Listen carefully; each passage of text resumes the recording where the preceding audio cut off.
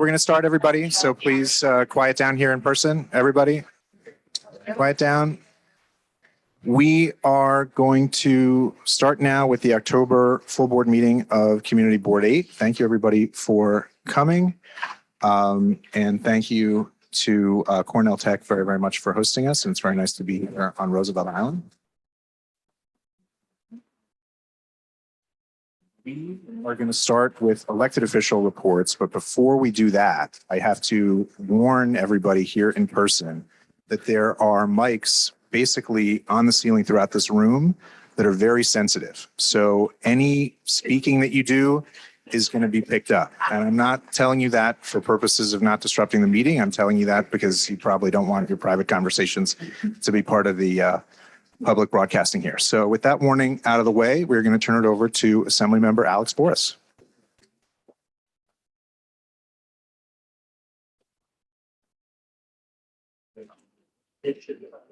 Testing. Cool. Can everyone hear me? Thank you for the warning about the mics. James and I just had a hilarious conversation that I'm sure was on the Zoom. Thank you everyone for being here. I'm Assemblymember Alex Boris. I just saw my mom wave. Hi, Mom. I want to talk about 3 initiatives that we're working on, and then also tell everyone about our town hall that's coming up.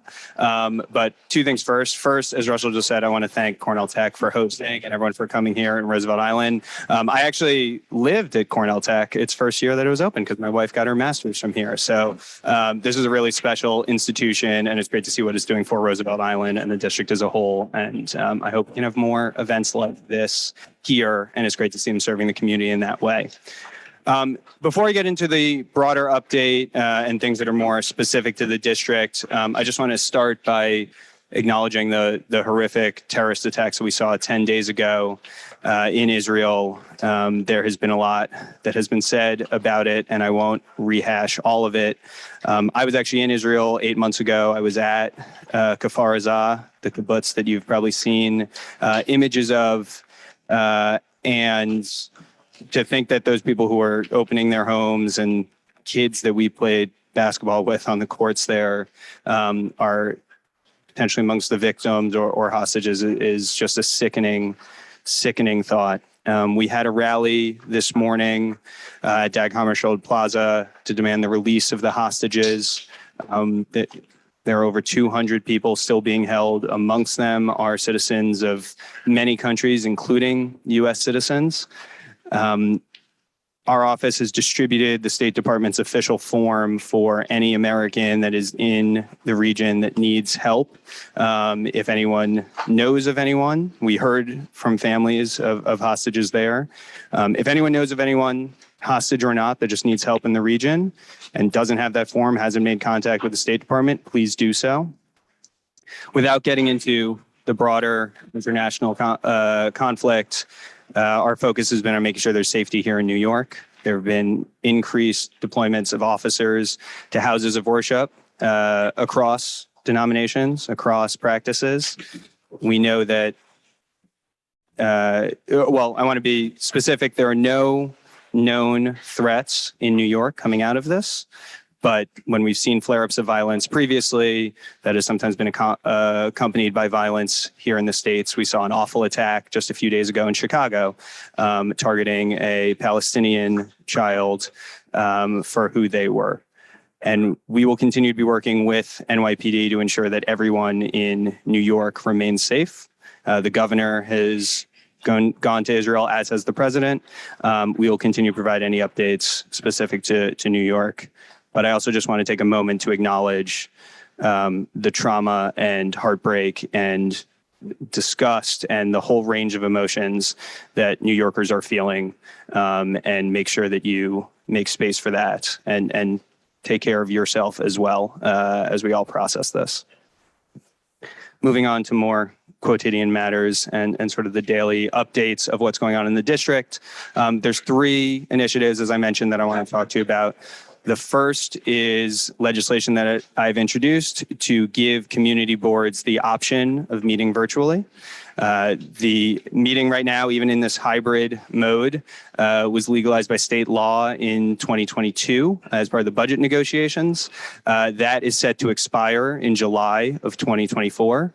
And there's a body that will give a report on how successful those changes have been on January 1st of 2024. But afterwards, we won't even be able to meet hybrid in this way, let alone virtually, unless we take action to change that. Senator Skoufis has introduced a bill that will allow all public bodies to meet virtually. That's not going to pass this session. Tony Simone has introduced one that allows some bodies to meet. I've introduced one specifically allowing community boards in New York City to meet virtually. I actually don't care. Yeah, right. Great question. When you allow for community boards to opt in to be virtual or not, so community boards can decide what to do, you generally get a better distribution of ages of the people who will participate in the community board. Yeah. It makes it easier for people that have children in school to join, and it makes it easier for more people to tune in and watch and participate in that way. I very much see the value of being in person. I'm literally straight from here going to Penn Station and taking a train up to Albany because we have a hearing tomorrow on AI in the workforce. So I get the value of being in person, but I do think that community boards should have the option, if they so choose, in order to meet virtually, in order to have people participating like they are now in a hybrid way when they might not otherwise be able to. And if this community board doesn't want to meet virtually, that's great. You can vote to not. I just think you should have the option either way. So that's the first. The second is to talk about artificial intelligence in general. And I mentioned this hearing I'm going up for. It is on the effect of AI and the workforce and how it will affect New York. I'm also speaking on a panel in about a month. And we're doing another event with Temple Emmanuel to discuss this. I'm the first Democrat elected in New York at any level with a degree in computer science. This will be a top issue that we continue to focus on as it develops. And I've introduced one bill specifically around disclosure of use of AI with campaigns. So if someone is using artificial intelligence to generate a fake image or a fake video or even text that they're churning out at an extreme rate, they should have to disclose that. Similar legislation has passed in 4 states and is being pursued at the federal level as well. And my bill called the PAID Act with Senator Kevin Parker, we're pushing to get done early in session to make sure that we can trust what we're seeing in any campaign ad. And the last bit I want to talk about is moped registration. So my office released a report a few weeks ago on e-bikes and on mopeds and on basically micro mobility. It was 15 pages, took the team 4 months. It was 2,000 lines of code to produce it. So I won't go into all of it today, although if anyone wants to see it, happy to send it. But one of the findings from it was that mopeds, which already are required by law to be registered in New York State, almost none of them are registered. So if I want everyone to think how many mopeds they think exist in New York City. The number that are registered is 4,900. I don't know how many there are, but I know that NYPD has seized over 8,600 this year alone. So they have seized more legal mopeds than there are registered mopeds in New York City. That is ridiculous. And it leads to challenges on safety and a whole bunch of other grounds. So I've introduced a bill to require mopeds to be registered before you leave the store, which is the same way we treat ATVs in New York state law. I know not many people have bought ATVs, but it's state law, so you think about upstate. We're going to treat mopeds the same way, that you have to have them registered before you leave the store. I'm working with Senator Liz Krueger on that. Senator Brad Hoylman has introduced a very similar bill. We're all in a text thread. We're going to figure out one version. We're going to get that through, and very excited to take that step to make sure that we have some accountability on those mopeds. So those are the 3 initiatives. The last piece I wanted to talk about was just we have a town hall coming up a week from basically right now at the CUNY Graduate Center, so 34th and 5th. Doors open at 5:30. We'll start at 6 p.m. We'd encourage you to register ahead of time because we're already almost at capacity of seats, but we can definitely distribute that flyer and that link for anyone that wants to come and ask questions. We'll be taking open questions then as well, and I'd hope to see as many of you there as can make it. And if you can make it all the way to Roosevelt Island, 34th Street, not that far. So hope to see you all there. Great question. Haven't passed my bill yet, so no, we are going to record it. I don't know that we'll be taking questions in a hybrid manner, but great question. And I'll pause there. You want to take questions? Happy to. Yeah. Take 2 questions about it. In our budget meeting, Rebecca and everybody else discussed that we thought your bill was great, give us the option, but we would like to see you include funding for that so that we can actually do it. So I didn't know whether that was going to be contemplated. And I just want to say the report on the e-bike was great. If you haven't read it, you should read it. It's really good. Thank you. I really appreciate that. That was the fun conversation I was having with James, and I hope the mics didn't pick up, was the how we do funding for the virtual community boards. It's almost certainly going to be a city thing because community boards are based in the city. But let's work on ways to get it done, because I know there are costs, not just a Zoom account, but also like the equipment and all of that. So would love to work with you on how we can do that. Any other questions, or we can let some member Board Scout? All right. Plus, I got some live ones, so it feels like we did too. So All right, thank you so much for the time. Thanks for having me.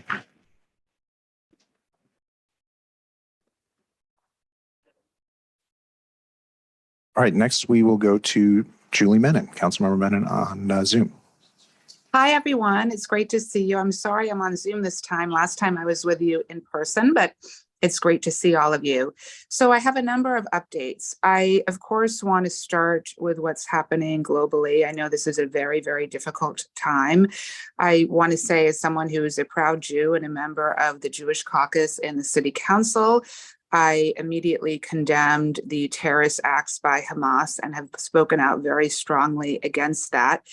I also was proud, and many of you I know were there, to join with the Stand Israel rally. There were over 10,000 of us who were there at that time. And I think, it is so important that in this very, very difficult and painful time that we all stand together and stand up against the killing of Israeli and Palestinian civilians.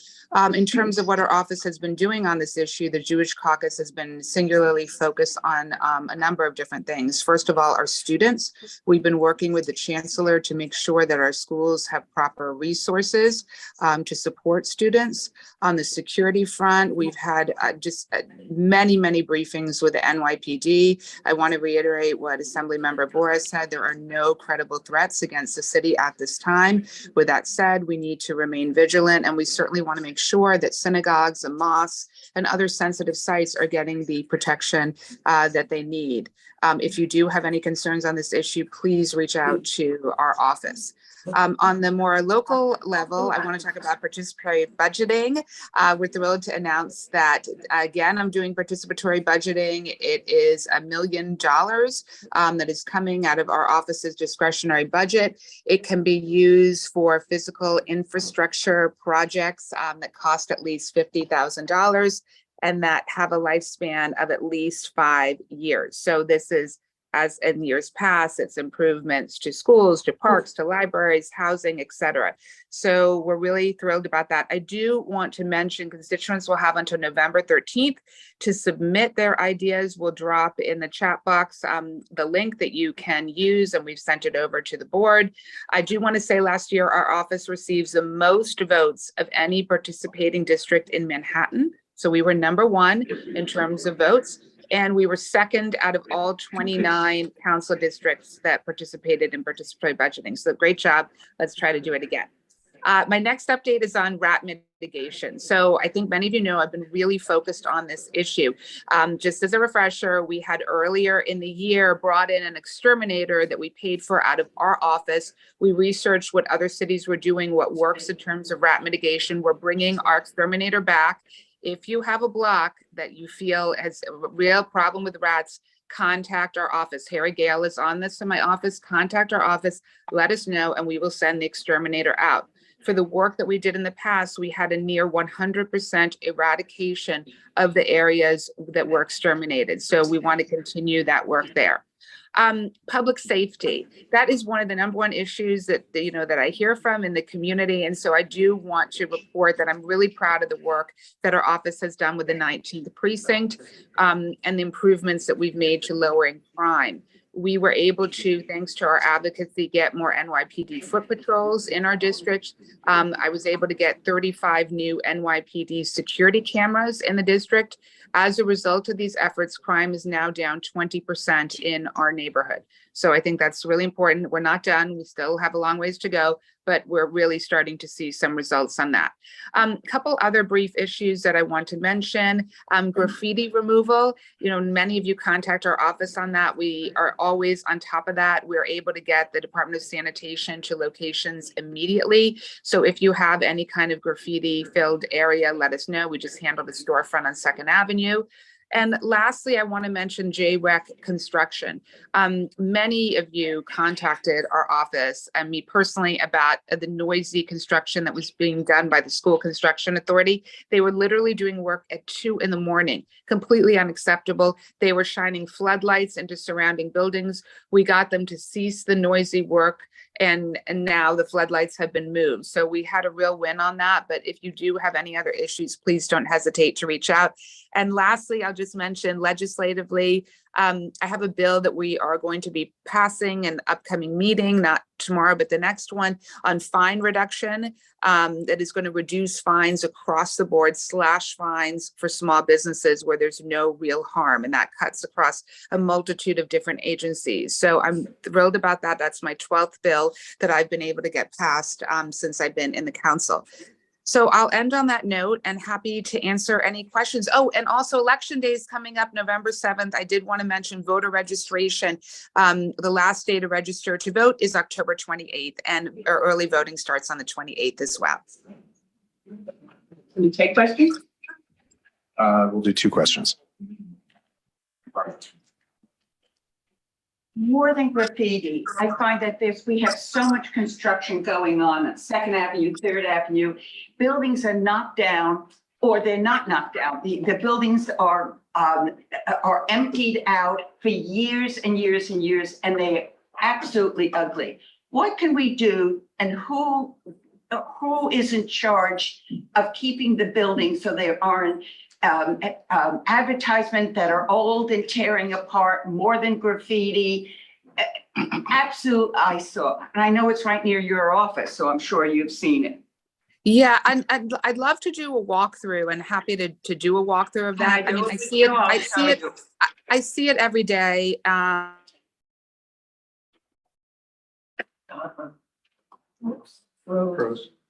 you all still hear me? It looks like it froze for a minute. Hopefully, if you give me a thumbs up, if you can still hear me. You're back. Okay, for some reason my camera's frozen. So sorry about that. It is a blight on the area, and obviously we can start working with Department of Buildings on that. We can work with the sanitation department in terms of some of the issues that you mentioned as well. If you have specific sites that you want us to focus on, just let us know on that. I do have a bill that I put forward on vacant lots. If you recall, you know, there've been a lot of vacant lots in the area that have rats in them, that have building violations, and are just sitting there vacant for years while landlords wait for their opportunity to develop. And in the meantime, the community is left shorted because they've got a blight in our community. So I have a bill that would make those sites community gardens, that where the Parks Department would help to maintain, and we would work with community groups to maintain those community gardens. We can't, of course, overtake a property right that exists in perpetuity, but my belief is we should be improving those sites and making them community gardens while they're just sitting there vacant. Okay, last quick question from Sharon Pope Marshall. So regarding Okay, is there another question? Yeah, Sharon Pope Marshall. Yes, can you hear me? No. Regarding the threatening letter that you received, you know, that's horrific in and of itself. I know that it is being investigated. Thank you, Will.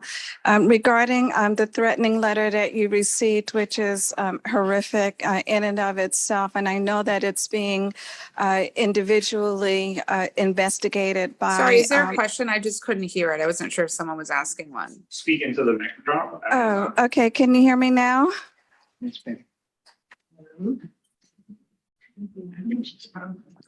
Julie, can you hear me? Yeah, now I can hear you. I'm so sorry. I couldn't hear a thing. Now I can hear you. If you Okay. wouldn't mind asking a question. I just wanted to say that regarding the threatening letter that you received, I know it's being investigated individually, but does the police department have an overall plan for protecting our elected officials, specifically our city council city council members? Thank you very much for that question. What is being referred to is I did receive a death threat on Friday. The NYPD is actively investigating it. So they are working on that. I'm not able to give a specific update because they're continuing their work on that. Look, we're at obviously difficult times. I do want to make clear that the letter that I received in my district office was dated October 5th, before the events of what is happening in Israel. So not linked to Israel. So I just want to make sure people know that. I've been very clear about that, but I want to make sure there's no misinformation about that. But the NYPD has been doing regular security briefings for the council. In terms of that, as you know, there's a very heavy NYPD police presence since the events in Israel have transpired. That is going to continue, at least for the time being. If there are specific sites, again, that you are concerned about, please, always call me, reach my office and let us know. But we all need to remain vigilant, obviously. All right, thank you. All right, now we will move on and we are going to start actually with an announcement from our board member Sahar Hussein about a new initiative that Community Board 8 is undertaking. Stand and do it. Are we working here? Stand and project, that's fine. Okay. The microphones really do hear a I'm lot. very loud, so Okay, yeah. there's no problem with that. I'm going to be reading out a bit because it's a formal idea and I want to get all the points across. So this idea came from the last year, when the elections were happening, and many of our board members, I'm going to mention Valerie, Abraham, Russell, I was listening to it that they all said that we need to have maybe more presentations, maybe have more opportunities where we go to the neighbors and they learn about community board work, the work that we do to serve the neighborhood. So, from that, this idea came forth. So I want to give credit to our three who I listened to, and this idea came. So with that, I want to just give you all the details of this particular idea, and would love if you can participate in any way that you see right. So we're launching an initiative to have a series of presentations at various venues all over our neighborhood. This will help us to develop deeper relations with the neighbors and increase their participation at our meetings. They will also have clarity, they meaning our neighbors, will also have clarity of the different committees that are servicing them. Also, this would hopefully help develop a healthy stream of new and diverse applicants for community board position in the future. So there's so many benefits of doing this, which I think were why the three were mentioning it. Additionally, CB8 would develop a detailed database for its outreach in the future through these presentations. So what we are really thinking is not just our people go and present to the neighborhood in different capacity, residential buildings, schools, universities, and hospitals. These are the four that we are really thinking of. But also that while that is being done, we will be forming a database, which would be, obviously with CB8. And that can be used by our various committees. To accomplish this, we plan to present at board meetings of residential buildings, as I just mentioned, so we can reach out to the residents of these buildings. So, when a board meeting is happening, and I was thinking maybe two of us. So at each of these presentations, two of us are present, because then we can also answer any questions, because it's not just about presenting, giving our point of view of what work we are doing, but it's also hearing the neighbors what they really want. So two people would be the ideal. Maybe we can have three if we have many people who sign up for this. We will also present at schools, colleges, and hospitals. So please, I would really appreciate that if you have any contacts at any of these institutions, please reach out and let us know. Maybe to Will, or you can write to me or Russell. To execute this successfully, we will divide the work into 2 teams. I'm giving you the details so that you have the full picture. There will be a presenting and a soliciting team. So yes, we will have presenters who would be going in on the final day and presenting, which we are forming, we're putting together a formal slideshow. And they would be answering questions. We would also have flyers that we would take so that people that are present, they can have the services that we provide, the committees that we have, the work that we do. And also for those that are not present, it will be passed on by the board and the management. And also, yes, this work cannot be done till everyone participates. So we would need a soliciting team who would be making those calls and checking maybe with, one of the schools, hey, which day works for you? Can we come and speak at your PA meeting? Because we do realize, especially the public schools in our neighborhood, most of the neighbors, or all of the neighbors, all the people, all the parents are neighbors. So it's a great way of passing on that information. At private schools as well, many live in the neighborhood. So we'd be reaching out to everyone. We will have a shared document because I wanted to keep it very, very kind of open to everyone to participate, to give, to be able to look at it, what progress is being done. And so this will be a shared document with all the board members, which will have the notes of the presenters, because obviously the presenters might say, hey, this neighbor said this particular thing that they need help. Can we provide, one of our committees maybe can pick that up and they say, hey, we'll take this on and let's have our next meeting on that topic. So in the contact details of each, so I'm going to read it again, sorry. We will have a shared document with all the board members, which will have the notes of the presenters and the contact details of each venue completed by the soliciting team. So this way we're working in partnership, and that's the main goal, because then only we'll be able to have success with this. I wanted to request that please consider being part of any of these teams that you see fit, because we would need many of us to be, presenting, because then only we can really get more of the neighbors, done in this. Your participation will make this a success, and Will, he's amazing. I've been requesting him for many things. So he's going to send you a link in an email soon. And in that link, you can complete, obviously you will give your name. You can mention whether you would like to be a presenter. So it's your choice, whether you want to be a part of the soliciting team, whether you can just be a presenter in the morning, because, we all have different times that work for us, or you can be available in the evening. According to that, again, we will have a spreadsheet of that. The soliciting team would know, okay, this person can help us at this time. So that would be coming in soon. It would also have a part 2. So not all of us would like to maybe participate in this, whether in a presenting team or the soliciting, but you can still play a huge role because, you guys are the asset for CB8, right? You can introduce this whole idea at your own residential building. So you can speak with your board and say, hey, my CB8 would like to come in and speak to all the neighbors. You telling us, you giving us a contact, speaking for us would make our work easier, because then we can just give a call and say, hey, can we come in, whenever your next board meeting is, and we can speak to you.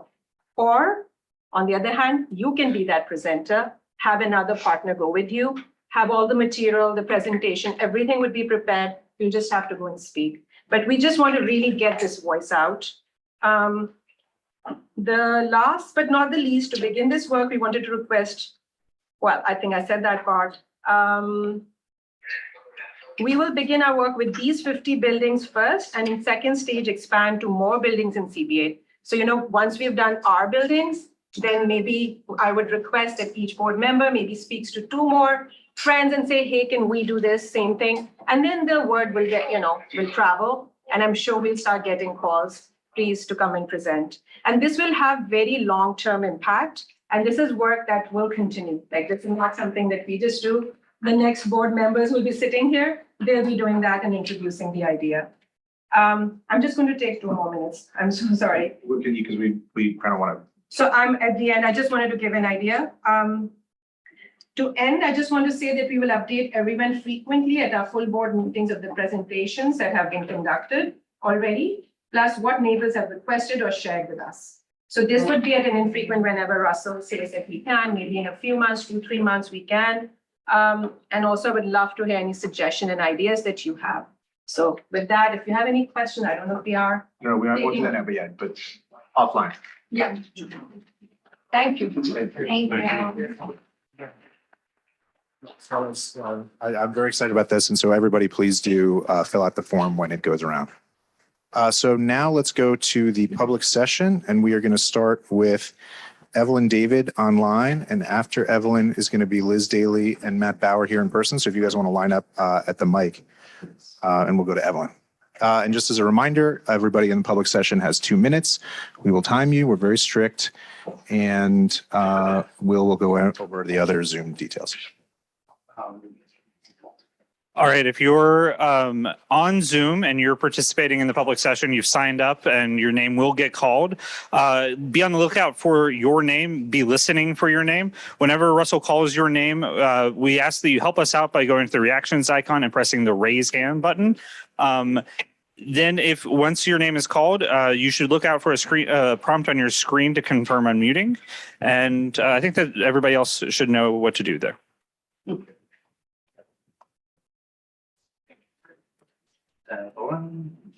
Evelyn, you can go ahead and unmute. Hi, good evening, everybody. What a fantastic meeting so far. This sounds really like it's still about congestion pricing. We're all still freaking out about. Anyway, it's about the parking passes. I know there's another name for it, and I read in your updates that you are investigating with other cities to see how they've been handling this. I'm just hoping, and I'm putting the word out again, and I guess I'm going to continue doing that, that we continue looking and into the possibility. And if that's a possible, the possibility, and it may to become a reality if it's possible. That's where we kind of stand. Okay. So I know you'll analyze every angle of this, but, anyway, thank you very much for your time, and I will unmute to give other people more time. But anyway, thank you very much. Have a good evening, and I will be listening. Thank you. Bye-bye. Thank you. All right, next is Daly. Hey, thank you, Russell. Good evening, everybody. Nice to be here in person. I hope you can all hear me. I'm Liz. I think it's on. You may just have to speak into it. Yes. Yeah. Okay, is that better? Yeah. Okay. I'm Liz Daly. I'm the Community and Government Relations Manager at the Frick Collection. I just want to tell you about a new exhibition that we opened up recently of portraits by Barclay L. Hendricks. If you don't know his work, he revolutionized portraiture in the 60s and 70s. He was painting these huge 6-7 foot portraits of individuals, and they're just absolutely amazing. So we're delighted to have his work at the Frick. His vivid depictions of Black subjects really emphasize their dignity and their individuality. He was also someone who loved old masters, and the Frick was apparently one of his favorite museums. So we're delighted to be able to have a monographic show of his work, and it will be up through January 7th of next year. And as some of you may know, we were supposed to have had a Grey Kriebel open night on September 29th that got rained out. So it has now been rescheduled for December 8th. So I will send that information along to Will so that you can all register to come. But it will be an exciting evening where the museum will be free and open, and we'll have various events. Frick Madison is on Madison at 75th Street, and we're open Thursdays through Sundays from 10 to 6. And so I hope to see you at Frick Madison sometime soon, because we're only there until March 3rd of next year. So thank you. Thank you. Next is Matt Bauer. Thanks. And this is a member of our board. So hi, I'm Matt Bauer. I'm the president of the Madison Avenue Business Improvement District. And just want to give you a little bit of an event update of what we're doing right now. Actually, tomorrow night is the second evening of our Metropolitan Opera on Madison Avenue event. Last week, we had a public performance on Madison Avenue and 72nd Street. Tomorrow, we have events in 4 stores with the Metropolitan Opera, all supporting the Met. For example, at Marina Rinaldi, they're going to be having their costume designers there, and at Isaiah, there's going to be a performance by their Lindemann Young performers, and also there'll be events at Ippolita, Flora on Madison, and Ann Barge. So that is super. Please come back. You check it. You can learn about the event at MadisonAvenueBid.org. On October 28th, on Saturday, October 28th, hopefully it won't rain, but it'll be our annual fall Madison Avenue Gallery Walk. We have over 60 galleries taking part in this event. It's an open house, including some of the very new galleries that are on Madison participating, like White Cube, which just opened up maybe 2 weeks ago on Madison. So it's a great way to learn more about the galleries that are in our neighborhood from 57th Street to 82nd Street. And you can find out about that and register for talks and tours also at MadisonAvenueBid.org. It's also been a very active time for new businesses opening up on Madison. As a matter of fact, since July 1, 18 new stores have opened up on Madison Avenue, and 2 within the last week, including Cartolina at 966 Madison, and Pat Sailing, which is a jewelry store at 2080 72th Street. One of the great ways to support our community, supporting our local businesses when they first open. Come by and say hi. Thanks so much. Take care. Thank you. Next is Robin Ostrow on Zoom, and after that, it's going to be Connie Ranocchia here in person. So Connie, if you can come down and be ready when you're up, and I apologize if I mispronounced your name. One other just quick thing, I forgot to mention this, but for anybody speaking in the public session, if you could just let us know where you live at the start of your remarks. We just like to know if folks live here in the community district or not. So with that, we'll go to Robin Ostrow. Robin, you can unmute. Yep. So my concern, I live at 301 East 69th Street for 34 years. What I notice is that there was a promise to remove scaffolding around the city. And there is more scaffolding between 60th and 69th Street than I have ever seen. And I don't see work being done in a number of these buildings. And I wonder what the rules are for getting this down, because it makes the whole neighborhood look derelict. And there's nobody to talk to about it. I don't hear any action being done regarding that. So that's my main concern. Also, I know that all the buildings have been required to put garbage out at 8 o'clock.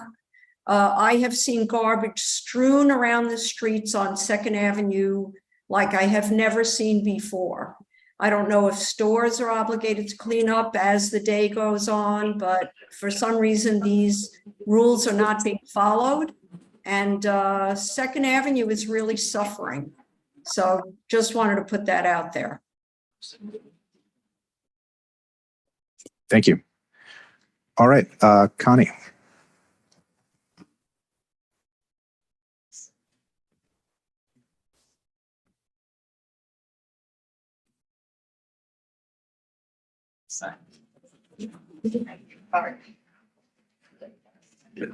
Short person.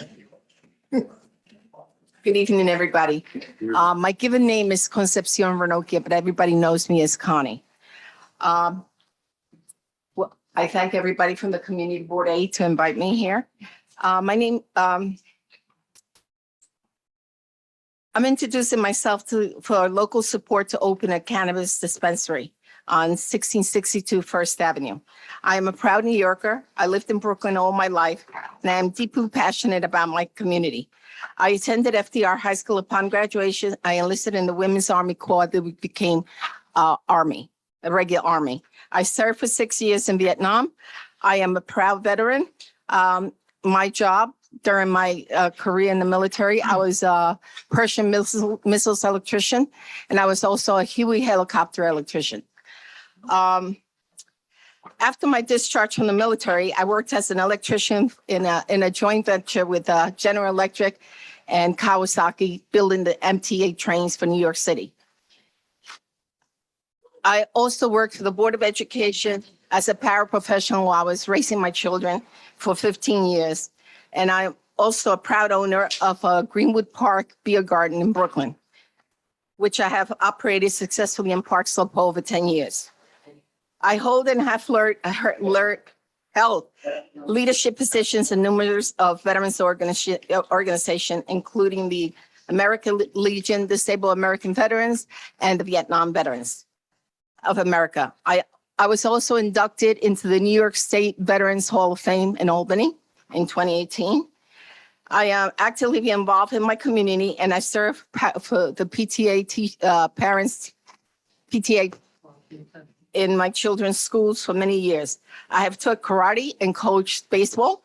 I've served in Kings County president for 2009 to 10, and the current president of the Brooklyn Memorial Day Parade, which is my pet thing.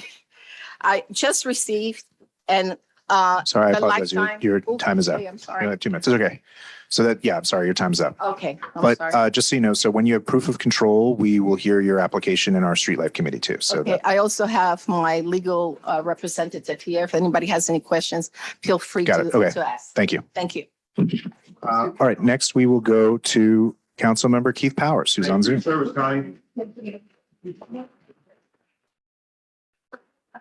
Sorry, Keith. There you go. Thank you. I know not everybody wants to hear me speak, but I appreciate unmuting me.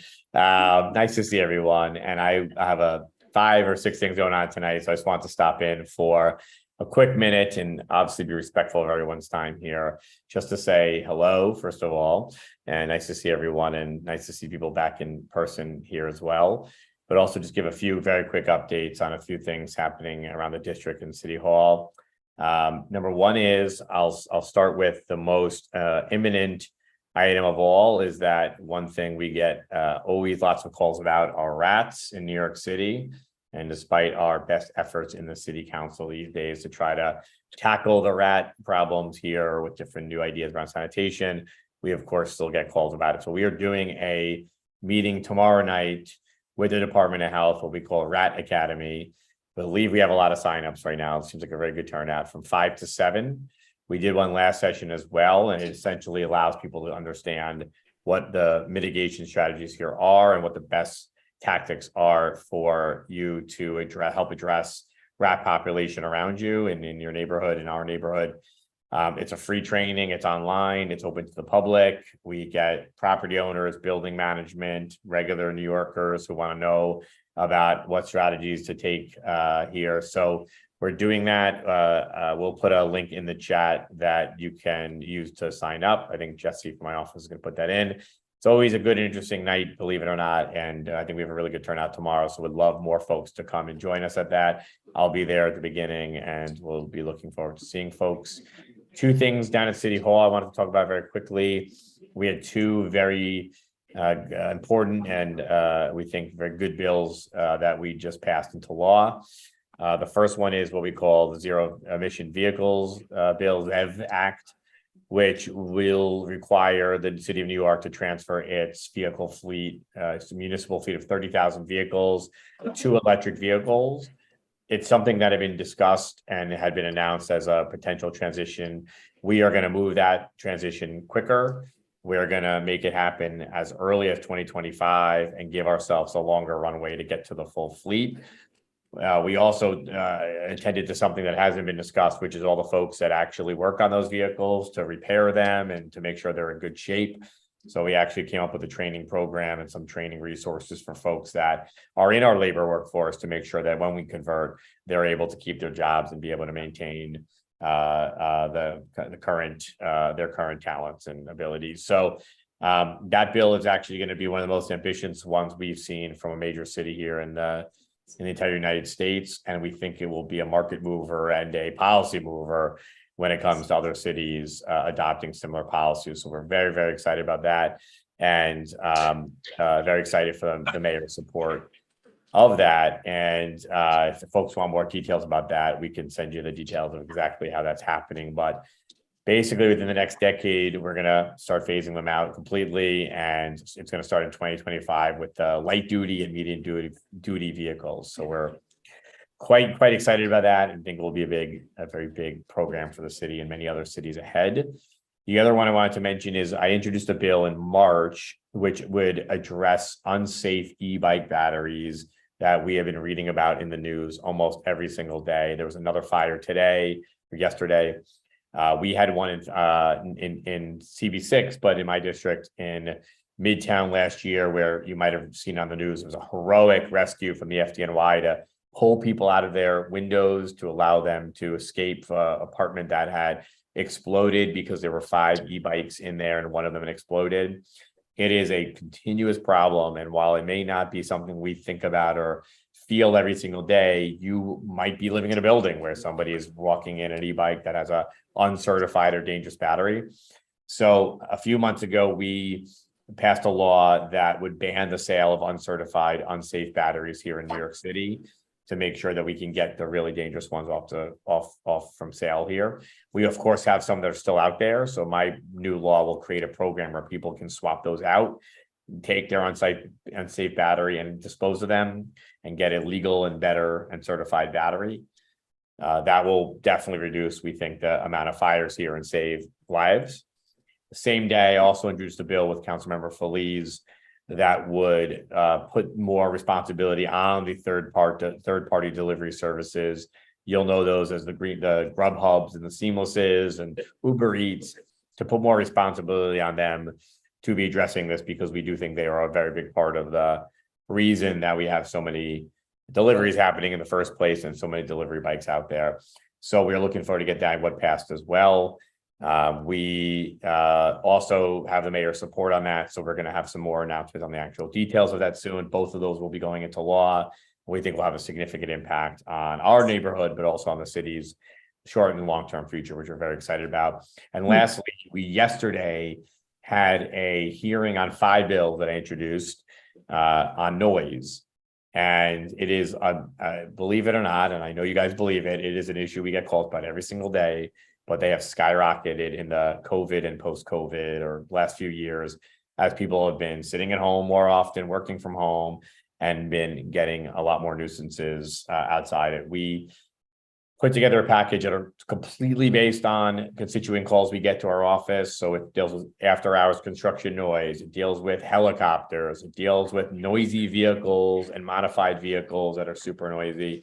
And it deals with common frequent flyer complaints we get about people who call 311 or register a complaint and have no idea what happens next, what agency responded, what was the time frame, what was the enforcement action. And unfortunately, what we're seeing when we look into the data is that a lot of the responses happen days and days later. Yep. So we want to create an opportunity to make our city much better at tackling those issues, because it is an issue we hear about every day.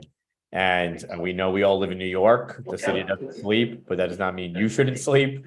That means you should still be entitled to a good night's sleep and peace and quiet when the time calls for it. So we just had a hearing on those. We had mostly large support from the mayor's office on our bills. So we're hoping to get those signed into law in the near future as well. And with that, I'll give it back to you guys. So I don't eat up too much time of your evening, but as always, nice to see everyone. And thank you guys for always serving our community. Thank you very much.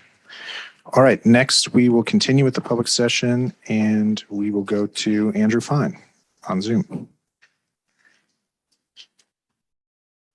Andrew, if you don't mind raising your hand, I can find you. Oh, there you are.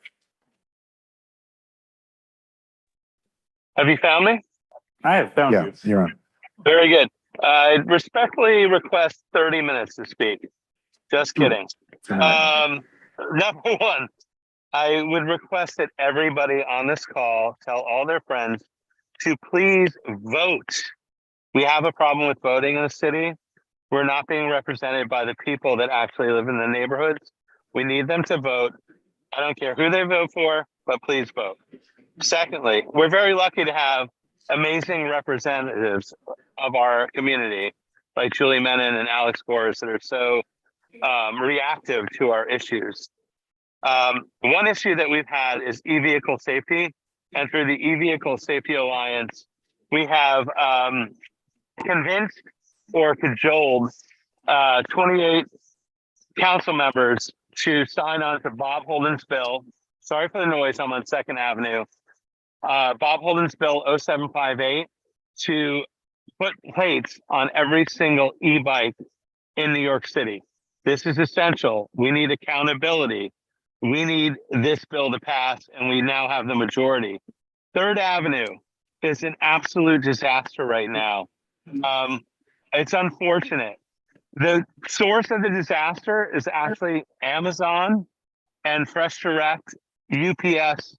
There are 3 lanes of traffic left, and those 3 lanes are being dominated by double parking from delivery services when the whole avenue has been reconstituted to make room for these delivery trucks. Unfortunately, they still double park even when there's a full lane of parking available to them. I'm sorry I don't have more time, but I would just say New York, the police department traffic has to actually enforce the law and stop just hitting sitting ducks. Thank you. It's time to actually Sorry, your move time's on. up. Thank you, Thank you. Russell. Next is Rami Segal. Rami, you can unmute. Good evening, everyone. Good evening, Manhattan Community Board 8. For those of you who do not know me, my name is Rami Segal. I am a former secretary of Community Board 8 and a proud Jewish and Israeli American. Over the past week, Hamas, a terrorist organization, launched a series of devastating attacks on civilians in Israel, resulting in the loss of thousands of lives and the perpetration of unspeakable war crimes against Jews. It has been a tragic week, marking the deadliest period of Jews worldwide since the Holocaust. Alarmingly, almost 200 individuals have been taken hostage by Hamas, and even Holocaust survivors have not been spared, facing execution in their own homes. While I won't delve into specifics or the politics of the Middle East, it is crucial to recognize that the ongoing conflict has led to a troubling increase in the rise of anti-Semitism. Jewish communities around the world are experiencing growing violence. For instance, this morning, synagogues in Germany, Tanzania, and Spain were set ablaze. Our neighborhood is not immune to the repercussions of this conflict. Just yesterday, a video shared on Twitter revealed young New Yorkers tearing down posters on 78th and Madison that featured images of the 200 missing individuals who are posted around Community Board 8. Additionally, a swastika was carved into a building on 75th and 1st Avenue. In the 1930s, millions of people remained silent as anti-Semitism claimed the lives of Jews across Germany. I, for one, refuse to be silent when anti-Semitic attacks occur in my own neighborhood and my family seeks refuge in a bomb shelter in Israel. In February 2022, myself, Rebecca Dangor, and Taina Barrera passed a resolution condemning anti-Semitism in our neighborhood and calling for the appointment of Professor Dr. Deborah Lipstadt to be appointed as special envoy to monitor and combat anti-Semitism, the latter of which was successful. Today, I speak before you to urge Community Board 8 to pass a resolution with 3 straightforward objectives. Thank you. Sorry, your time is up. Sorry. Okay, I'll send it via email. He's almost finished. Just list them quickly. 3 points. Join our elected officials in condemning Hamas. Condemn anti-Semitic attacks occurring within our neighborhood and call on the NYPD to take swift action. And 3, express the community's solidarity with the people of Israel and the Jewish community. Thank you. Thank you. All right. Next is Mubin Siddiqui. Hello, thank you very much. Hello to everyone on CB8, and thank you for giving me a chance to speak. My name is Mubin Siddiqui, and I'm one of the founding members of Muslim Volunteers for New York, and we are stewards of Rupert Park on the Upper East Side. I first want to thank Julie Menon so much for having supported us for the last 2 years financially so that we can continue our stewardship of the park. We have our fall stewardship event coming up. Because of the inclement weather over the weekend, we've switched it to Sunday, October 22nd from 10 a.m. to 1 p.m. I would love for everyone here on the board and all the neighbors to come and join us. It is a wonderful family-friendly event. People of all ages and all generations join us. We will be doing the entire fall planting from 10 a.m. to 1 p.m., as well as there will be eco-friendly arts and crafts for the children, hopefully the urban park rangers to educate them about environmental sustainability. There'll be complimentary refreshments and free giveaways. So we would love for all of you to come and join us. And again, thank you to the community board and Julie Menon for their support all these years of the park. And please, neighbors, come out and join us. Thank you. Thank you very much. I apologize for mispronouncing your name. Next is Lo Vandervalk. Lo, you should have a prompt on your, there you go. Yeah, my name is Lo Vandervalk. I'm representing Carnegie Hill Neighbors. I'm speaking about an item that will come up at the landmarks session. It concerns 854 Fifth Avenue. This is a Warren and Wetmore building that is being wonderfully reconstructed by none other than Peter Penoyer. We are very much in favor of this, but there is one proviso I would like to call attention to. And it may be moot because it may be grandfathered, but the penetration into the sidewalk space of the entry is very large. And we feel strongly that throughout Fifth Avenue, especially in Carnegie Hill, but also here, where there's an example of something that might be changed, because once a building has been reconstructed, it will stay that way for 100 years. And this penetrates the sidewalk, which is 25 feet on Fifth Avenue by 15 feet, leaving only 10 feet for pedestrians. And we think that it should be the opposite. It should be 10 feet for, which is the general rule in Fifth Avenue, 10 feet for the building and 15 feet for pedestrians. And we think there's scope for some pullback, not completely. We understand that because there needs to be a lift, ADA compliant lift. But we think there could be a pullback of about 3 feet, maybe a little less. And we hope, and we just want to register that that is our concern. And we don't know whether it can be addressed by landmarks due to grandfathering, but we want to express this, and we thank you for your attention. Thank you so much. Thank you. Next is Abraham Salcido. I think project and we'll go here. Thank you, Russell. For anyone that doesn't know me, my name is Abraham Salcido. I'm a member of CB8, and I'm here to speak in my individual capacity. I live on 79th in York. I want to talk about an organization called America Needs You. America Needs You is a nonprofit that provides first-generation college students with one-on-one mentorship and professional development opportunities. As a first-generation college student many, many moons ago, their mission is near and dear to my heart. America Needs You helps students by providing them with access to industry professionals, insights into career and companies, and helps them obtain internships and job opportunities.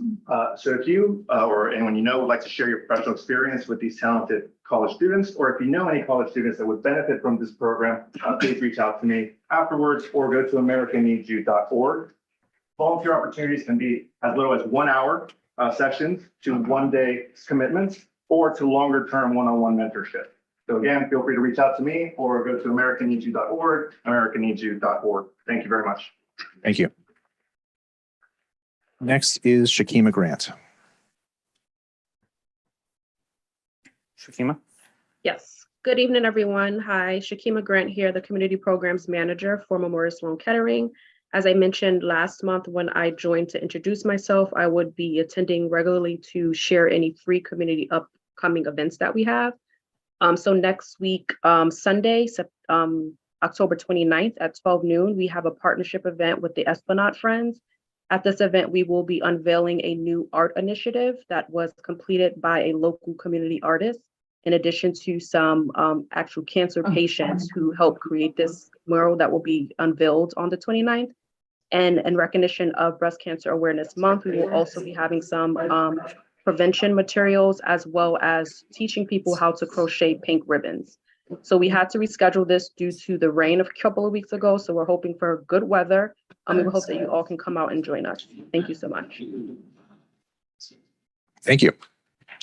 We are going to actually go to the Borough President's report next before we finish the public session. So we are joined by Deputy Borough President Keisha Sutton James. So welcome, and we will turn it over to you. Thank you so much. I'm happy to be with you all. Sorry I can't be in person. I'm now standing outside of a gala outside of a supermarket on the street. So please bear with me. I'm sorry if there's noise in the background. Really quickly, first I wanted to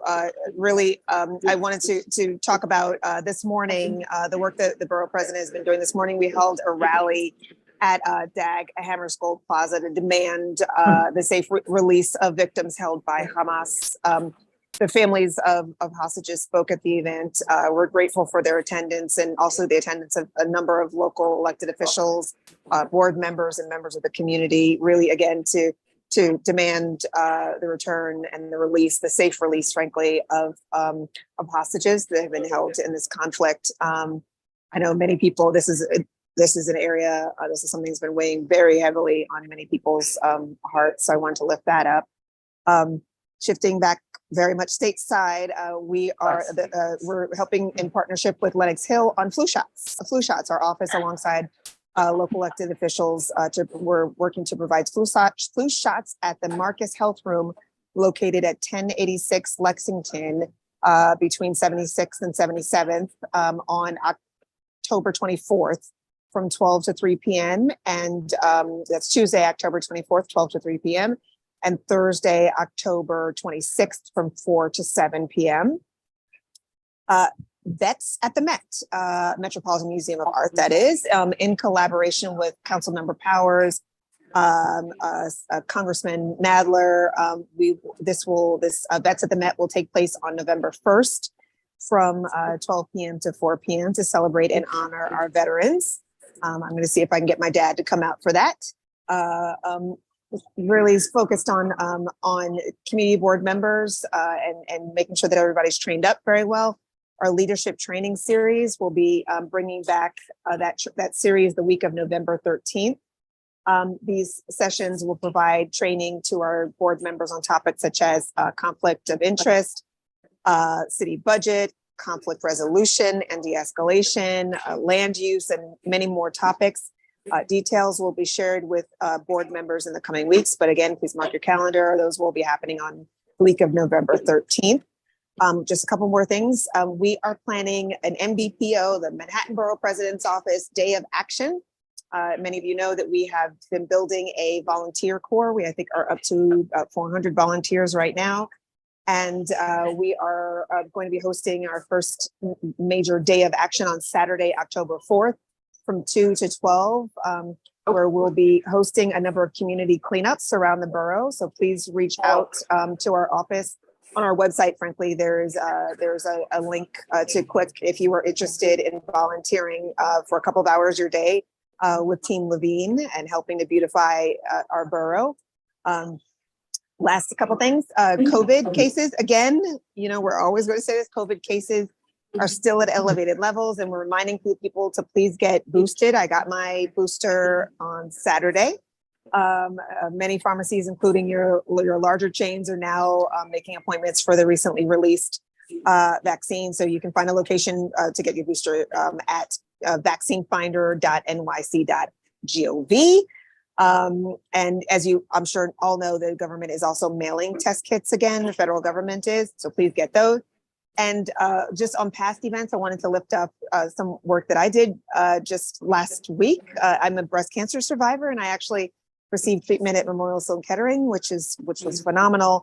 And I had the honor and pleasure of hosting a virtual information session on the importance of raising awareness amongst women around how to determine whether or not you are a high risk, et cetera, et cetera. We will be getting the link for that, so we'll be sharing that out. It was a really informative conversation. Last night we held our Hispanic Heritage event at the 92nd Street Y, where we celebrated Latinos in tech. It was phenomenal. It was just phenomenal. Like the speakers, everything about it was amazing. And then finally, we a couple weeks ago had our immigration rights event, which we hosted in partnership with several different organizations and city agencies at the Frederick Douglass Community Center on the other side of the park. And we're looking to do more of them. We covered topics like asylum, deportation, visas, et cetera, et cetera. We're looking to do another one of those soon. So that is it for our report. I thank you for bearing with me from a New York City street corner. Thank you very much. All right, next we will go to Sharon Pope Marshall here in person. I think if you project, we will hear you. Yes, I can. Hi, everybody. My name is Sharon Pope Marshall, and I'm the executive director for Civitas. We have initiated a street safety program, a 1-hour webinar series that identifies street safety issues for all street users.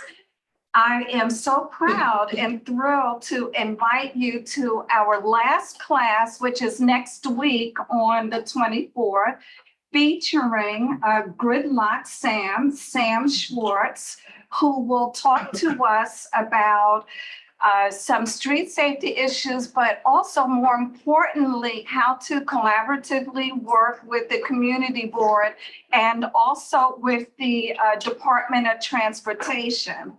I want to tell you that it's the last class. We started on October the 3rd. However, each class was developed so that you can drop in without having to attend the previous class. However, you will not be able to attend our class on the 31st, featuring DOT Commissioner Edonis Rodriguez. That's only going to be for everybody who participated in all 4 classes.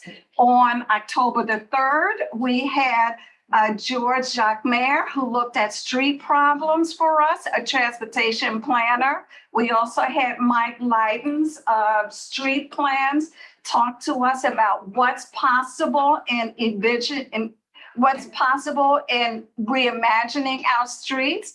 And next week is Sam Schwartz. You can contact me at Sharon@Civitas, CIVITAS, NYC.org if you would like a link to hear Sam Schwartz. Thank you. Thank you.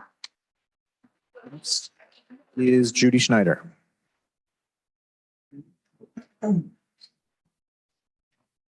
Good evening, everybody. Just want to invite you all to attend our East 60s Neighborhood Association annual meeting, which we are having in person for the first time in 3 years. It will be held on Sunday, October 29th at 3:30 at 583 Park Avenue. That's the corner of 63rd Street and is a church, and everybody is welcome to attend. Thank you. Thank you very much. Okay, we will soon be doing elected official representative reports. So if you're here in person, please line up to do elected official representative report, and we will get to you in a minute. Next on the agenda is adoption of the agenda. Is there a motion to do that? Anyone opposed? Great. Adoption of the prior meeting minutes. Right. Anyone opposed? Very good. And so now we will move to the elected official reports. We'll start with Audrey Tannen. Oh, and everyone, I will be really quick because you all have to get off this island and I live here. But thank you, Jane and Cornell Tech, for hosting us. This is really one of the jewels on Roosevelt Island, certainly, and even in Community Board 8. So thank you. Thanks, Russell. And Liz has made a lot of statements about this situation in the Middle East. I hope you've gotten our emails. we're all part of humanity and we all hope for whatever peace can be reached there. Liz will be hosting also our first in-person meeting on Halloween, October 31st. It will be Liz's debut at Carnegie Hall.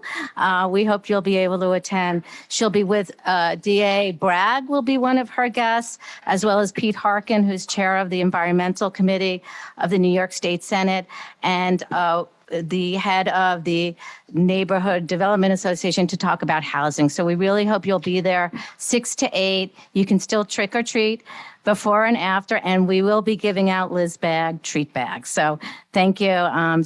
Stay well and safe, everyone. Bye-bye.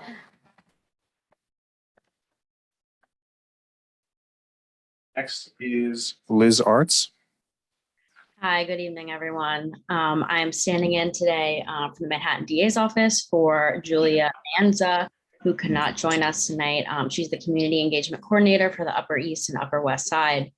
Just a couple brief announcements here. This week, DA Bragg announced that our office is awarding $3 million to the Fortune Society, which is an organization that supports reentry and alternatives to incarceration services in the hopes to create a network of court navigators. These will support New Yorkers that come through our office that have underlying conditions. So the court navigators will build trusting relationships with individuals arraigned in the Manhattan Criminal Court who may have mental illnesses or be experiencing a substance use disorder. And the goal of this investment is to reach those involved in the criminal justice system at the earliest moment in time to address the underlying drivers of these crimes and reduce violence and recidivism. The next announcement I have is that the DA recently took part in a press conference with the police commissioner and the mayor about a ghost gun trafficking case out of a daycare in East Harlem, and they were being manufactured in the daycare. This is the defendant is actually being held on bail currently, and this is part of our Ghost Guns initiative, where we partnered with NYPD to get these ghost guns off the street. And in this press conference, DA Bragg reiterated that curbing this gun violence is his #1 priority, and it is through this interagency collaboration that we can do so. So I'm going to put my information as well as Julia's in the chat if anyone has any questions or wants to reach out, and we'd be happy to talk further. Thank you so much. Thank you. All right, next is Hannah Wienerman. Good evening, everyone. I'm Hannah Wiener from Congressman Jerry Nather's office. As most senior member, a Jewish member of Congress, Congressman Nather is committed to working alongside his Jewish colleagues in Congress, partners in the U.S., and the Israeli government in ensuring a unity of purpose in helping Israel defend her people against Hamas, bring the hostages home, and protect innocent civilian lives. Our office is working with both the we're working with the State Department to evacuate Americans currently in Israel or Gaza, so that effort is still ongoing. So if you know anyone that still wants to evacuate, feel free to send them to our office. If you just go to www.nadler.house.gov, when you get to the website, there is the State Department link as well as our constituent case services. Fill out both of those forms and we'll make sure to follow up. So switching gears a little bit, on September 30th, Congress was able to pass a 45-day continuing resolution to keep the government open and funded. However, the House of Representatives has now been without a speaker for the past 2 weeks. It's preventing crucial legislative work from being done, including financial aid to Ukraine and Israel. So Congressman Nather urges House Republicans to break from their extremism by putting people over politics, ending their civil war, and joining House Democrats in finding a bipartisan path forward. Lastly, our office sent a newsletter sharing important resources for Medicare with new cost-saving benefits that came out of laws that congressional Democrats and President Biden passed. You can find out all the information on our website, but I wanted to flag that Medicare's open enrollment began on October 15th, and seniors can sign up for the program until December 7th. So you can feel free to reach out to our office with any additional questions or concerns. Thank you so much for letting me talk. Have a nice evening. Thank you. Next is Summer Bedford. Hey, everybody. I am Summer Bedford. I'm from State Senator Serrano's office. We have quite a few events coming up in the next few weeks that we wanted to let you know about. Tomorrow from 10 a.m. to 3 p.m., our office will be hosting a free legal services event in collaboration with the New York Legal Assistance Group. It will be at our district office on 100th Street, and our appointments are currently all full, but we do have a wait list going. So if you are interested in getting on that, you can give our office a call beginning at 9 a.m. tomorrow. And we're hoping to be able to get some people in through cancellations or no-shows. On November 2nd, we will be hosting our second emergency preparedness training. You can register online. The flyers on all of our social media, and there's a link on there that you can follow to register, or you can give our office a call and we can register you through there as well. This one will be November 2nd at Stanley Isaacs, and after completing the training, you will get a certificate of completion as well as an emergency supply backpack. We do still have quite a few open slots on that one, and unfortunately, if we don't get enough signups, we will have to cancel. So please register. Let any of your friends, family know as well. And then on November 14th, we will be hosting a shred event in collaboration with Assemblymember Boris. And you can just bring any of your used papers or documents to that event. It will be from, I believe, 12 to 4 p.m. on November 14th. And you can stop by our office at any time if you need assistance with anything. Thanks. Thank you. Next is Courtney Pharisee. Good evening. I'm Courtney Pharisee, representing the Office of Assemblymember Rebecca Seawright. Assemblymember Seawright joined a rally and vigil for Israel at Dag Hammarskjöld Plaza, strongly condemns the horrific and depraved attacks on innocent civilians. We've been participating in ongoing security briefings with community organizations, the mayor's office, and the NYPD, and we'll keep you updated if we learn about any safety issues or helpful resources. A legislative package has been signed into law that Assemblymember Seawright co-sponsored and strongly supported to strengthen early voting, allowing absentee ballots to be counted with minor issues, same-day voter registration, no excuse absentee voting, also known as voting by mail, and many others. She has recently introduced a few new bills, one to protect utility consumers from false advertising, a helmet bill for bike, e-bike, and e-scooter riders, and legislation to establish reserve funds for New York State preschool special education programs to ensure that all students have the tools necessary to succeed. In recognition of National Disability Employment Awareness Month, Assemblymember Seawright received the Equity and Inclusion Champion Award from Goodwill. You may have seen her recent interview with Cheryl Wills on New York One's In Focus to discuss the importance of the Rehabilitation Act for the employment of people with disabilities. And today, Assemblymember Seawright cut the ribbon on a new center for people with disabilities named after Victoria Schnepp's Eunice, who was instrumental in closing the Willowbrook State School. Over 200 people came out in the rain last weekend to shred their old personal documents, and hundreds of people have received their annual flu shot at our district office this season, thanks to our local pharmacy drug mart. And we may see you this weekend at the Halloween Howl on Sunday in Carl Schurz Park. As always, please consider our office a resource. We're located at 1485 York Avenue between 78th and 79th Streets next to the post office.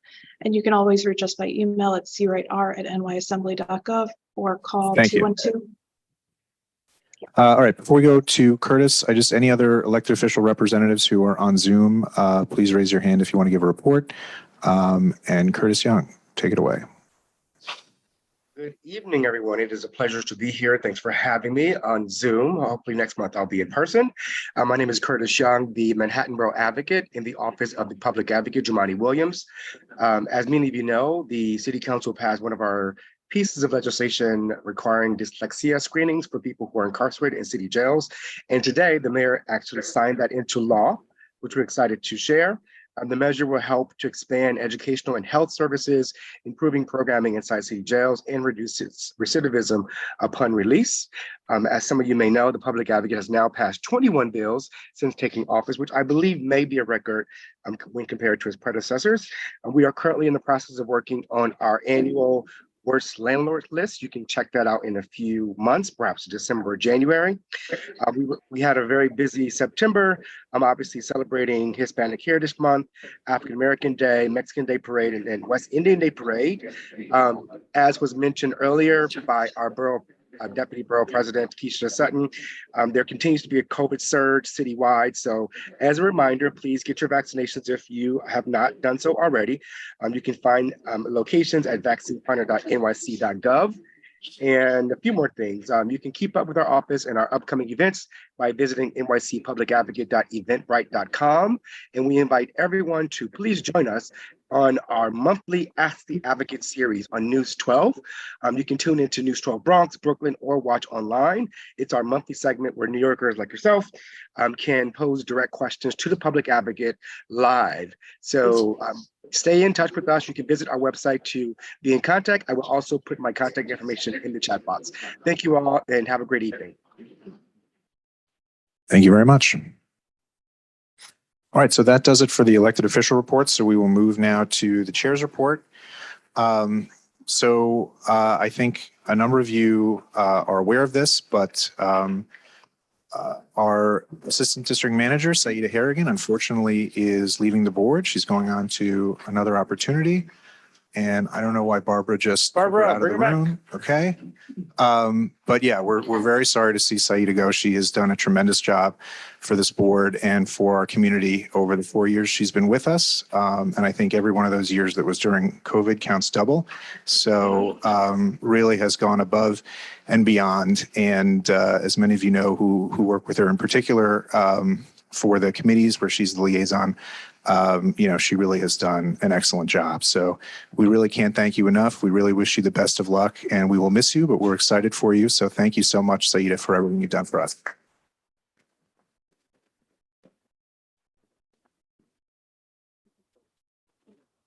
We have, come on. Come on.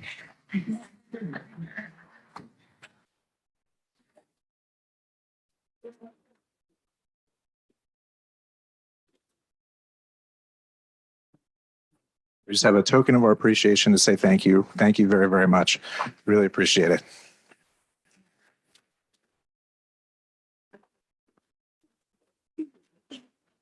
All right, with that, I will turn it over to Will for the district manager's report. Before she leaves, echoing everything Russell said, thank you for always being such a great coworker and friend over the last several years.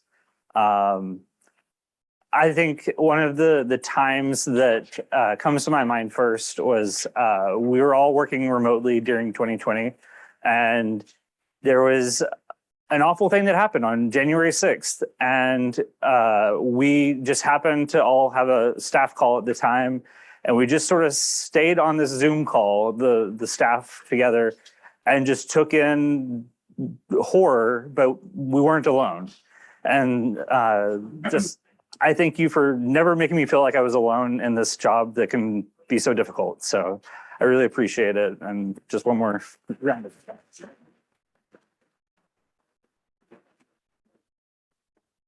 And then very different, there's a new edition of CB8 Zooms coming out next week that just went on our website, and we hope that you can tune in and participate. It will have Assemblymember Rebecca Seawright. Thank you. All right, let's go into the reports. We'll start with the Elections Committee report, and Bill Angelos, if you can go to the mic, please, that would be easier for everyone.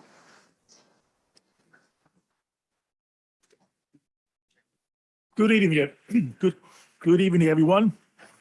I'm going to give you the names of the candidates who are submitted via email by October 5th. I will list the names of the position. For the position of chair, there are two candidates, Valerie Mason and Abraham Salcido. For the position of first vice chair is with Rebecca and Edward. For the position of second vice chair, there's one candidate, Felice. Sorry, Bill, can you just do the last names also? Yes, Felice Faber. And for first vice chair. And for the first chair, it's Rebecca Dangor and Edward Hodzok. And for there are three positions for secretary, but there are two candidates, Craig Lander and Addison. What's the last name? What? Lev.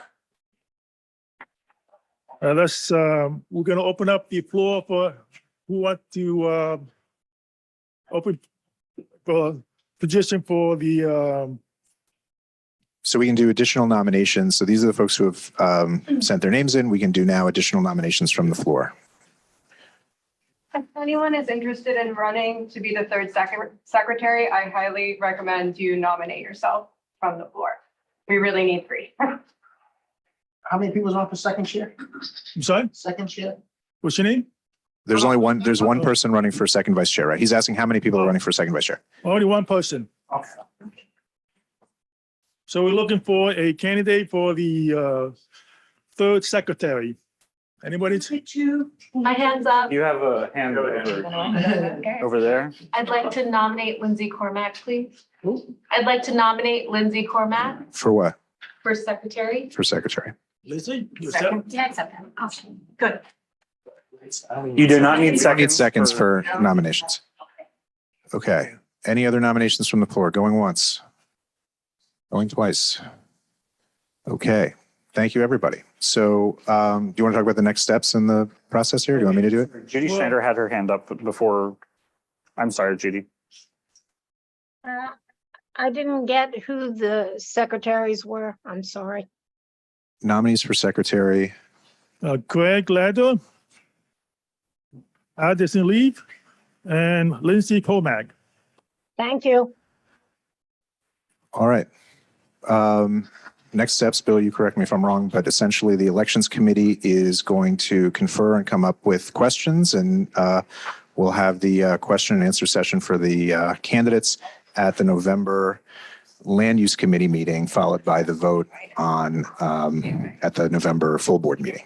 And The November full board, the November land use meeting is the 8th of November, then add 7 to that. So the 15th for full board. I will send out an email to all of the board members soliciting questions that the committee will review and incorporate how they see fit. That you should expect that email from me coming out tomorrow or Friday. And there will be a deadline for submission of those, and that'll be in that email. all right. Anything else? Thank you very much. All right. Next, let's go to Youth Education and Libraries Committee, Taina and Addison. Addison's gonna take over.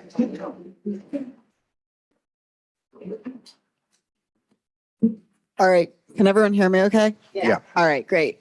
So during the committee meeting, we passed a resolution about accessibility in New York City public schools. So we read a report that said about 30% of public schools in our district were not fully accessible. We think that that's an issue for obvious reasons. It should not be hard for students to attend class just because they have a disability. So we have a unanimous resolution to support improvements to accessibility in our schools. Specifically, we want to focus on schools that are close to being fully accessible and providing funding for there, with the ultimate goal of all schools being fully accessible. Yes, Michelle. Call the question. Second, great. Anyone opposed? Great. Is anyone going to vote no on this? Good. Okay. Thank you. All right. Next is the joint report from the Technology and Rules and Bylaws Committees. And yeah, And I were just gonna let him take. Chuck's on Zoom, so he'll do it from Zoom. All right, go ahead, Chuck. Okay, we had before the committees the idea of deciding whether we would have in-person meetings, virtual meetings, or a hybrid. And it was the overwhelming consensus of the group that we would have for committee meetings, they would all be virtual. And for the full board meetings, they would be hybrid, and particularly for people who might have access issues in getting to those meetings, but with encouragement, strong encouragement for members to appear in person unless there was some reason why they couldn't do it. And so we passed the resolution 12-0, basically to that effect, that to extend hybrid full board and land use committee meetings indefinitely, with a strong preference for board members and elected officials to attend full board meetings in person. And that was what we did. And any thoughts, comments that anyone wants to? You have some hands. Jane Partial. I'm going to stand up for this. I really am so opposed to any form of a hybrid meeting on any level. We are all responsible adults. We decided we wanted to apply to the community board. We can get to these meetings. For years I've been on the board. I've always gone to the meeting. Wilma Johnson is a perfect example of somebody with a disability who made the effort to come to tonight's meeting on Roosevelt Island. I never miss a meeting. I can't even believe that we have all these board members sitting up there on a screen. Public officials were elected by all of us on a screen. They're representatives. The public officials are paid for by our tax dollars, as are their representatives. I am sorry. I will vote no on this whole idea of hybrid meetings. Thank you. You have Barbara has her hand up. Yeah. I agree with Jane 100%, but I realize that's not it. But the one thing I do ask is I heard that there were some reasons why you will get an excused absence, number one. And it seems to be all over. If you just want to show up, that's fine. And there should be some response. If we are going to have hybrid, which I agree with Jane, but I've given up because I think it's a sentiment, we should have some reason, just like we had before, why we are excused and therefore can vote. And if we're not excused, we should not have the vote at all. There's just something that has diluted the community board in thinking. And in terms of the attitude that, well, mothers and fathers can do it, this is a responsibility. It used to be that we had 2 meetings a month, plus usually at least 1 a month that was a committee meeting. We've taken away the committee meetings. People want to get at, they don't have to be around. We have changed our whole personality. But at least I hope there is some sort of guidelines so that anybody that just doesn't feel like it or feels like taking a stand or whatever won't show up. Let me just respond to that, because I felt the same way as Jane and you, but I think I was convinced, and I think a number of us were convinced, that first, there may be people who can't attend because accessibility, because disabilities. Now, that's not everyone, as you said, Wilma has come to many meetings, and I think that's great, but there are others who have trouble and have difficulties. That's one. Secondly, what we did say, and the feeling was that only in certain circumstances, and I will note for the record that since I'm not here in person, and I normally am, and I would have been, but I'm coming down with something, and I emailed in advance to Russell and others just to indicate that I wasn't able to get there in person. But I became convinced that there ought to be for the full board meetings, there ought to be a virtual option if someone just really can't make it, because I think I'm coming down with sort of a flu-like symptom. I don't want to come to the board and expose everyone. Well, then you get excused absence. So, that's an excused absence, and that's what we're asking. Can I we have agree, and I think that's the concept, Barbara. That's the concept, and there are other issues that came up, and I think we all agreed that for the committee meetings, we get much better attendance and we get much better participation. And it's not, that's not as important because the decisions are at the board meetings, the final decisions. And if we can get, 100 people coming to a committee meeting and stuff like that, that's a good thing. So I think it's really the full board that was the issue. And again, I became convinced it was the overwhelming majority of the people who attended the meeting, and the 12 of us. And that's why we came out where we did. And Lori, I know, wanted to speak on this too. So Lori, why don't you go ahead? Yeah, if I could jump in, Chuck, just to respond to both of you, because we discussed this at length. It was I actually was not there. My co-chairs did a great job.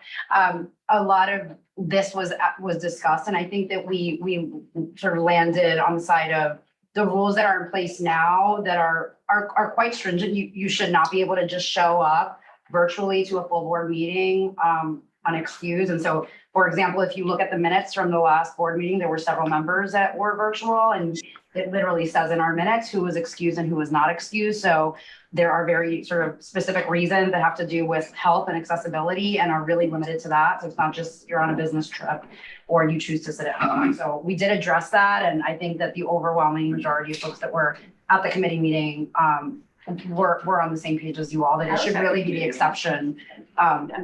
Yeah, I think most folks shared that it should be the exception and not the. Question. I think you're finding, will there be standards set? Yeah, out? so. And will the people, what came up, Chuck, at the meeting was it's okay if you don't have an excused absence because you feel like doing it, you could still vote.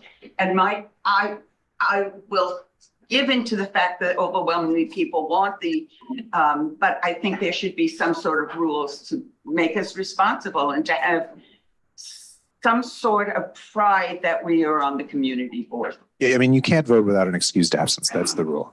They did, okay. Right. I think the rule, as Russell said, I think that's really the intention of it, Barbara. And I don't know, I think Rebecca wanted to say something. Yeah, and I'll add just two things. I think Taina noted that it would be tracked in the minutes. I think whoever becomes the next chair will be tracking that as well. And I just wanted to remind everyone of what Assembly Member Boris said, which is just a friendly reminder that this doesn't mean we're doing it forever. As long as we're allowed to conduct business in a hybrid setting is to what this would apply. Yeah, I think let's get back to Lori, because I know Lori was at our committee meeting and she had definite views on this. Go ahead, Lori. Thank you, Chuck. We'll take others. Thank you, Chuck. I just want, first of all, I'm really glad that my son was at the meeting tonight, because that took care of one objection from people who are incredibly hostile towards people with reasons not to be there. But I wanted to say that the statistics don't lie, and the people, we have always gotten more people coming to the meeting if you allow it to be hybrid. And that's a fact, and you can't argue with that. And I think to eliminate people because they're not physically there is being a Luddite. First of all, it's like just not taking advantage of the technology that is available to us, but it's also rejecting a lot of people who could be very helpful on the community board, and when you do this, I don't know what the word is. When you like put a fence up around it and say that no, only people can be here in person, that's sending the very wrong message. We want to be inclusive. We want people to come to the meetings. We want people to be involved with the community board. And if you're sending out the message that we don't want you unless you're physically here with your 2 feet, I just think that that's the very wrong message to send. And we talked earlier, Sahar was talking about, getting people involved and, wanting more people from the neighborhood to come around. It's like you're sending a mixed message. That's all I'm saying. Can I just hope, I don't want us to get off on a tangent. I think what the consensus was for full board meetings, we want the emphasis to be people should show up. That's and if you can't show up, you should have a good excuse why, or if you have a disability that is some problem that you can't show up. And we want to reduce the people who are hybrid to a minimum. That's the focus. And I think that's what we're trying to do. And I don't think it's an issue of, we're talking about full board meetings. And so I think that was the essence of our resolution, and I think the minutes are going to reflect that, as Taina said. So I don't want us to get off on whether we're trying to encourage or discourage. We are definitely trying to encourage people to attend. And I've been on the community board for a long time, and I've attended a lot of meetings in person, and I continue to hope to do that. And so if the only reason I'm not there is I explained. But anyway, let's go to Judy.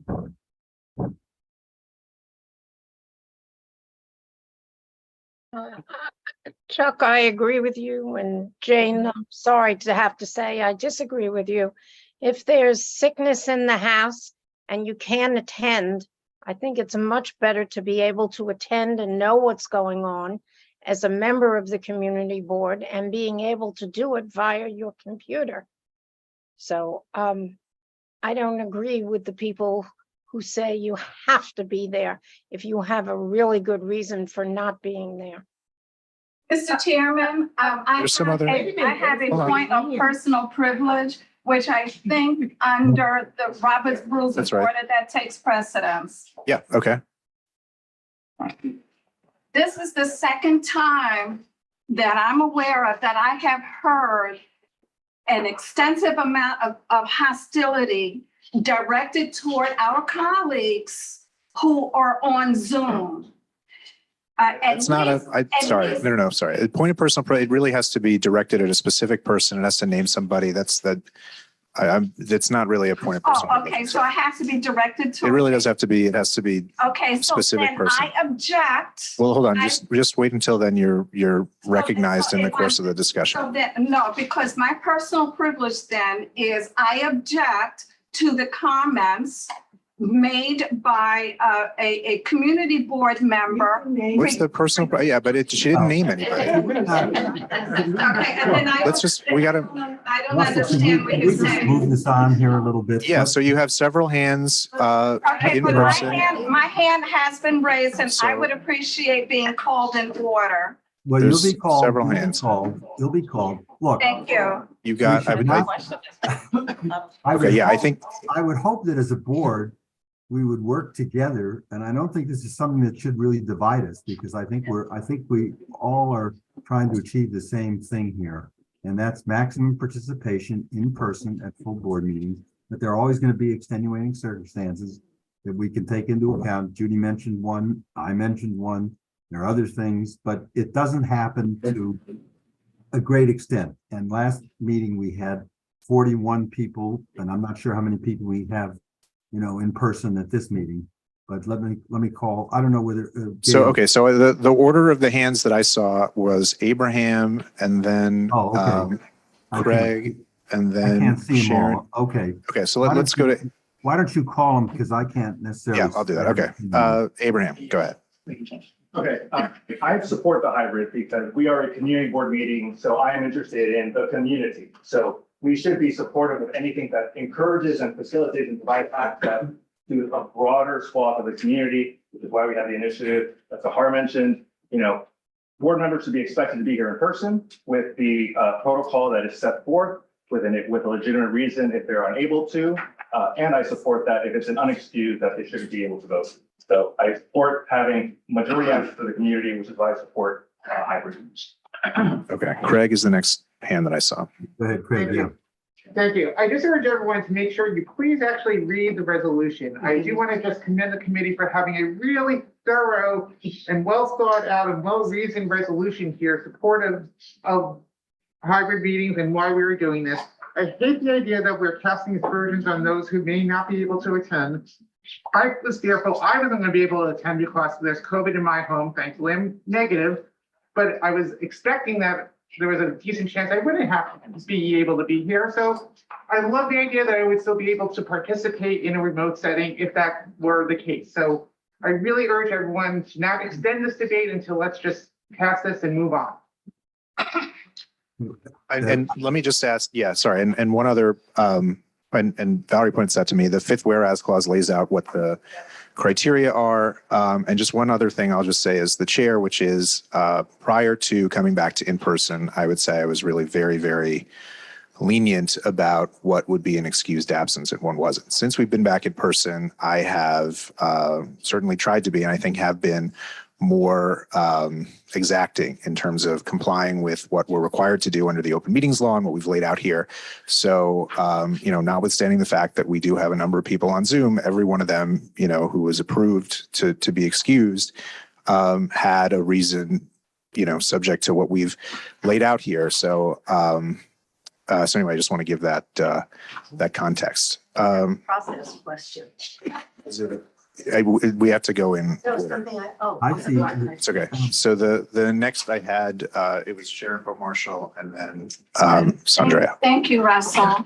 And I apologize, everyone, because I thought that a point Can you be a little louder? Oh, I apologize, everyone, because I thought a parliamentarian a personal privilege would allow me to speak. I am distressed because twice, at least twice, I have heard dispersions, as Craig said earlier, toward people who are on Zoom. I would say hostility is a better word. If everyone follows the rules, these are our colleagues, they are our neighbors. If everyone follows the rules and they're on Zoom, there's no reason at all to be hostile toward them or cast dispersions on them because they follow the rules. And that's exactly what we all should be doing. And that is what we have been doing. I very much support the hybrid, although I also believe that we should be here in person. But let's be clear. I've been on this board for more than 20 years. Before there was a subway, I was actually unable to walk home as 90%, 95% of community board members were able to do. So it took me a significant amount of time to get home, and yet I still came. So I do think it's critical that we meet in person. However, whatever rules we adopt overall should be the rules that we follow, and we should not point out certain individuals, well, you're on Zoom. And so what does that mean? Because they have followed the rules. And at the end of the day, all of us get the opportunity to vote on those rules. Thank you. And look, Who's next here, Russell? I know. Yeah, I just want to say briefly, this is a resolution. People disagree. Some people are going to be in favor of it. Some people are going to be against it. Right. Let's not, take offense at anything. People have the right to disagree. It's a reasonable, thing. People have their views. So, Sandra, you're next. Hi, greetings, everybody. So just to be straight up forward, we are living in a new normal. We are living in a new. Can you speak up, please? Okay, just to be straightforward, I didn't want to sound like I'm yelling. It's okay. I don't want Go for it. to Do it. To be straightforward, we are living in a new normal. In 2019, however meetings were, that's how they were. We have weathered a pandemic, but the pandemic, COVID, is still rising and happening. And it's flu season. And if you look around this room, how many people have a mask on? Not many. So we could be sitting in here with somebody with COVID or the flu, and we can contract it.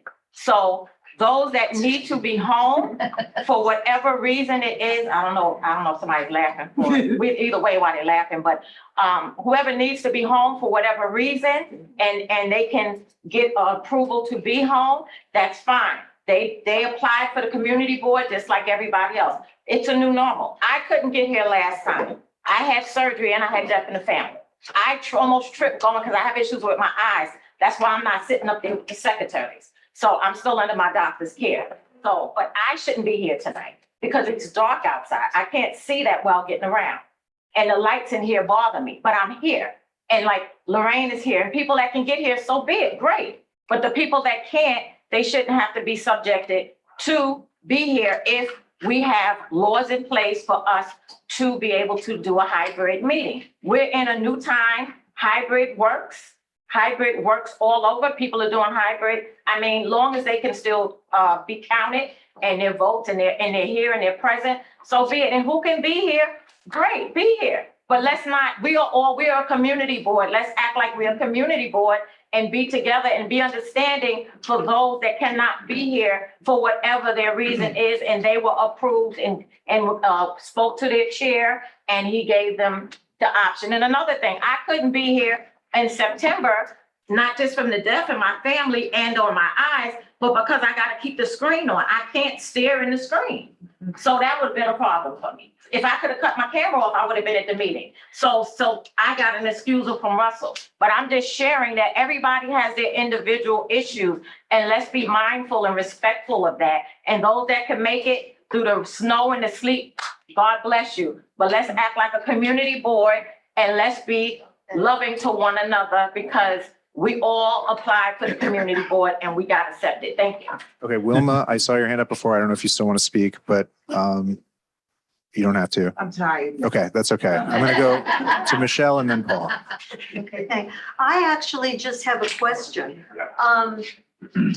Unless I misread the resolution, I was there when we voted on it and I voted for it. I understand the, issues, but whatever.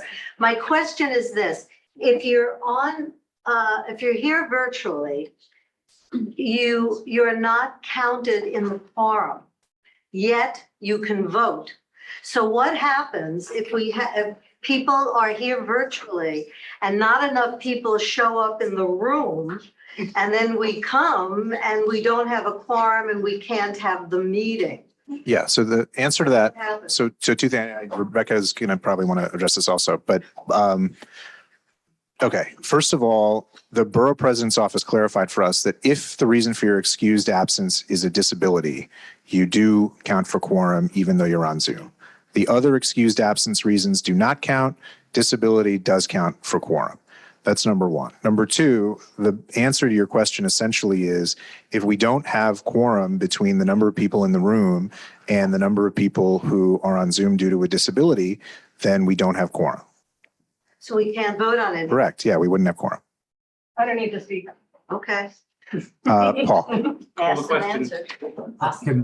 Can we, Paul called the question. Is there a second? Yes. Anyone opposed to calling the question? all right, let's vote. All right. I'm just gonna, That be in the resolution. I'm just gonna read the names off, starting with. They added it to the resolution. I think it is in the resolution.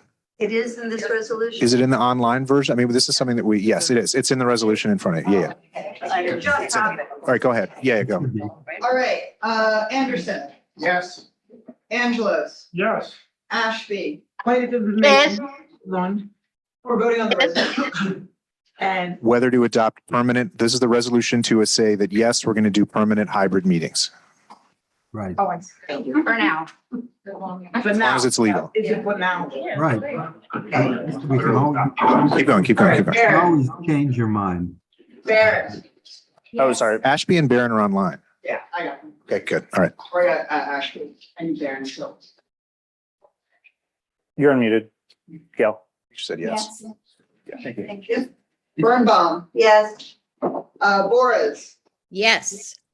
Guerrero. Yes. Brown. Her camera is off. Okay, Camp. Yes.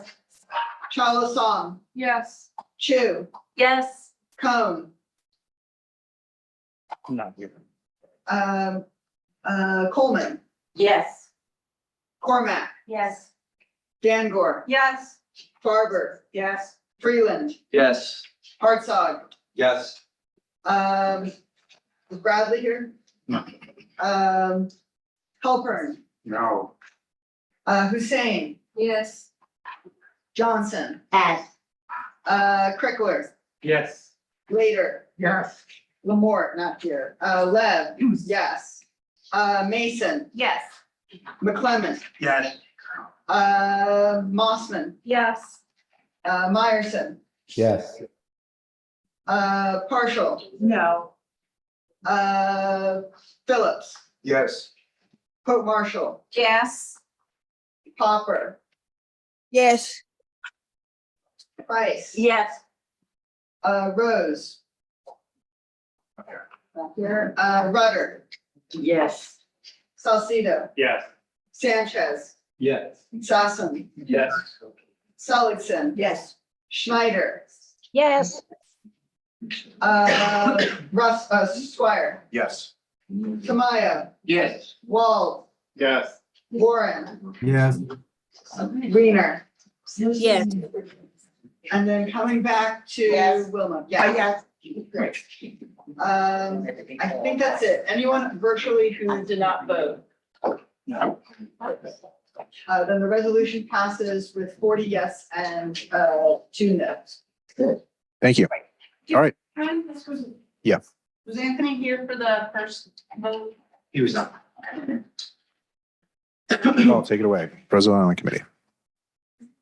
Good evening, everyone. I think it'll be a bit less controversial, I hope. Firstly, before I do this, quick shout out for the Civitas sessions. I've been to the ones so far. They're really good. And the one next week is with a guy called Sam Schwartz, who was the DOT commissioner of something in the transit department. He knows what he's doing. So I recommend it strongly. Probably many of you took the F train here. Hands up, quick show. Who took the F train? We took the tram. We swam. Okay. For those taking the ferry.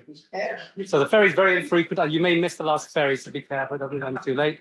For those taking the F train, write these numbers down. The train runs every 20 minutes on 02, 22, and 42. You don't want to wait 20 minutes if you don't have to. So bit of help, I hope. We had a meeting about 3-4 weeks ago. It was 3 weeks into the F train shutdown. We actually had it in person. We had about 40 people. Thank you to Will for dragging all the equipment across to the chapel here on the island. People are very concerned, were very concerned.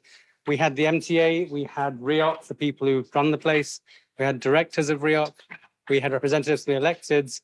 We had a ton of great ideas that we thought were great and could fix lots of problems. Sadly, almost all of them got rejected by the MTA and REOC.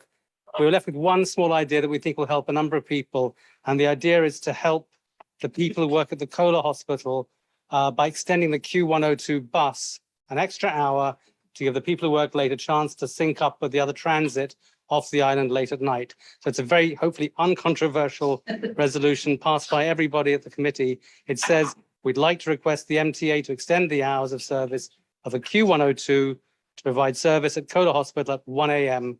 and allows the late night workers to transfer to other MTA routes. So I hope someone wants to call the question. Michelle. All questions. Anybody going to say no? No. That's great. Thank you. Yeah, go ahead. Just in the minutes, this is Dave who from the EPA was in attendance. Okay, we'll add that. Can we do that? Do you know? We'll add that in. Thank you. Paul, we'll add the attendees from the MTA to your. The names of the MTA attendees. We'll just add them. Yeah. Okay, Landmarks Committee, David and Jane. The 2 million vote. It's okay. He would even like Landmarks Committee to be in person because it's much easier to read the drawings that actually physically presented to us instead of being on Zoom with screen share. In any case, we had a really fascinating, fabulous meeting on this past Monday evening on Zoom. David will really do the heavy lifting on the second application, which was the most magnificent application presentation I've seen in my years as co-chair of Landmarks or as a member of the committee. But the first application, which was a rooftop addition on 70th Street, was a unanimous approval. So Peggy? Call the question. We call them a vote. I thought they were voting. No, because I think you want to see some of the drawings. It was really an important individual landmark. Is anyone opposed to calling the question? Is anyone going to vote no on this? Okay, great.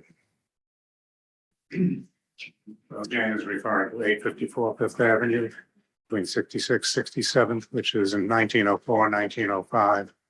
Townhouse designed by Warren. It's a magnificent building and it was unanimous, but I think it's important for you to see. Just going to quickly run the slide so you can see why we think it's important that you see it. Last but not least, the architect, Peter Penoyer, did such a respectful job that as you see the photos and you see the final, you can hardly know that this building has even been altered because he's been so careful about the restoration and so careful about the alterations. This is a standard that we really appreciate as a Landmarks Committee. If you go back to the first one, just no, go next. That's it. That's the first one. That's the house as it exists today. Next one. I just wanted you to get a sense of how grand the house is on the interiors. It's going to become a members club. Next one. Here, you see the existing versus the proposed. You can hardly tell the differences. I'm not going to go into the details. It's the details that make this job. Next one. This is what Lo Vanderwall was bringing up. If you look to the left, you see the stair looking like it's back, but it's not, because that line in front is actually the first step up onto a platform. Then you go onto the stairs. So actually, Peter Penoyer has brought the stairs back 3'8". So in front of the stairs, you do get an extension of the sidewalk.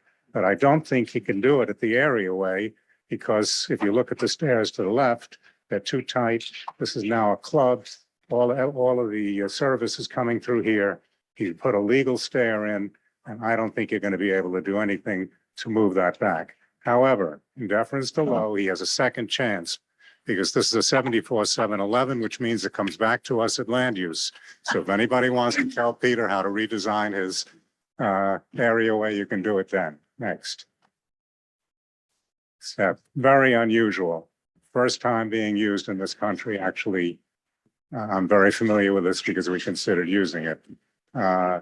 Basically, this is a lift that doesn't require, it's not like an elevator, and therefore it doesn't require anybody to be there.